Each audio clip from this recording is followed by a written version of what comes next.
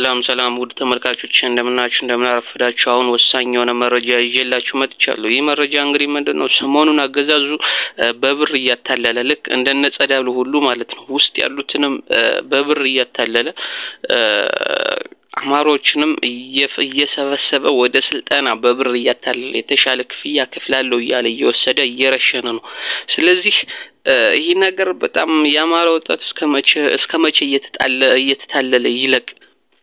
ይሄ በጣም ትኩረት ተሰጥቶ መሰራት አለበት። ይሄ የሚዲያ ችግር አለ። ይሄን ግንዛቤ የመፍጠር ማለት ነው እስከመቼ።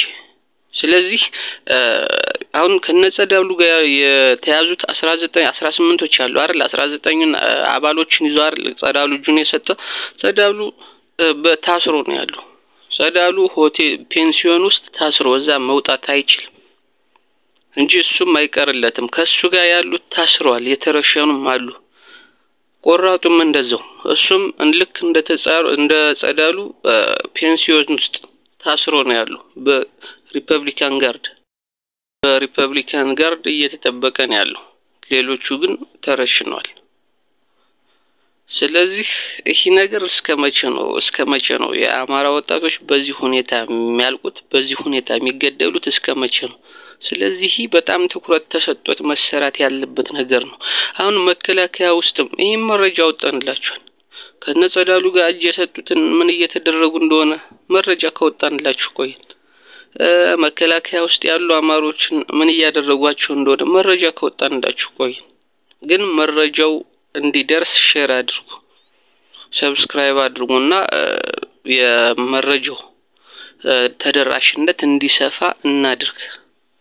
ፋኖ ውስጥ ያሉትም መረጃው እንዲደርሳቸውና እንዲጠነቀቁ በምንም አይነት መንገድ እንዳይታለሉ፣ ምንም አይነት ብር እንዳይታለሉ የማድረግ ግዴታ አለብን። ስለዚህ ይህንን እኛንን መስራት ያለብን።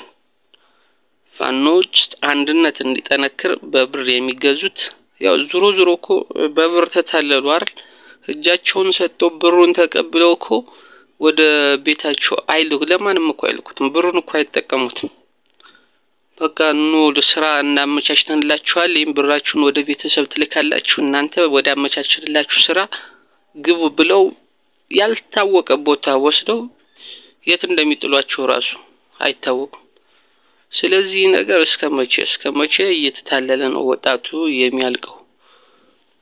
ስለዚህ ይሄ ነገር መረጃ ለሁሉም እንዲደርስ የኛ ግዴታ ነው።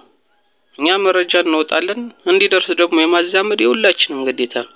ስለዚህ ካሁን በኋላ በምንም አይነት መንገድ የሚሞት አማራ መፈጠር የለበትም፣ መኖር የለበትም። ግንዛቤውን ይዞ አንድነቱን ጠብቆ የሚታገል አማራን መፍጠር